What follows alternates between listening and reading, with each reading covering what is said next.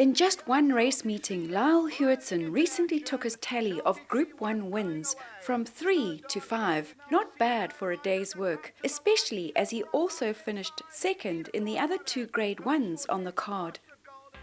It was Sorgo's son's sprint race day, and we caught up with this talented jockey to talk about all things horses. Lyle, you've developed a strong partnership with Sean Terry and his yard. Do you believe there's greater value to be had being attached to a yard than riding as an independent? I'm very fortunate to have built such a strong relationship with Mr. Terry and his yard. But to answer the question, I think it's very difficult, and it's each person to his own, you know. Fortunately, Mr. Terry's string is big and it's strong.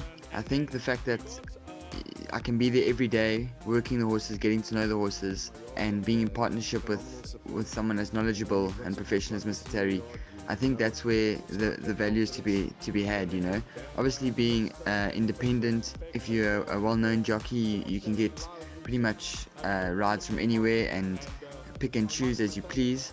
But I find that working for a yard, there's a sense of a partnership and a sense of accomplishment when you have a winner. First up, let's have the winning jockey who's having an outstanding afternoon, LYLE HEWTSON. Because there's a lot of planning and teamwork that goes into it, and I think that's more the value that you can take out of it, is that you plan for big days, and when things come together, you know that you've done it as a team. So I think the value lies in teamwork. What do you believe is your strongest attribute as a jockey?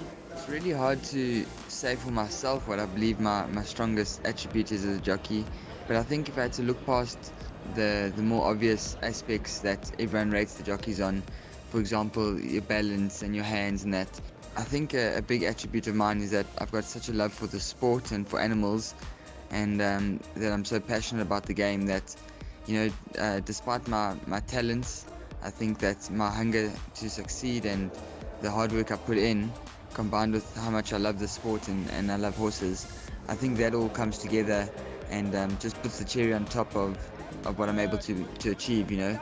So yeah, despite attributes in terms of physical skills, I think it's more the mental preparation and drive to succeed, as well as my love for horses and the sport. Ability is one thing, but how important is it to ride with a sense of confidence and self-belief? Self-confidence and self-belief is major asset in order to succeed as a jockey. As you say, ability is one thing, but the mental game is a whole nother side of it, and races can change in split seconds, and to trust your judgment and trust your abilities is essential to getting the best results, getting the best out of your horse, and doing what's best for that moment in a race. So yeah, to have a sense of confidence and self-belief allows you to use your ability as best you can. So yes, it's a major thing to ride with confidence and self-belief, and I think that's what brings out the best in a rider. Racing is a leveler, and despite intent and effort, there are always lows when horses are not winning. What gets you through those times? There are definitely a lot of highs in the game of horse racing, and when you succeed, it's like you're walking on cloud nine.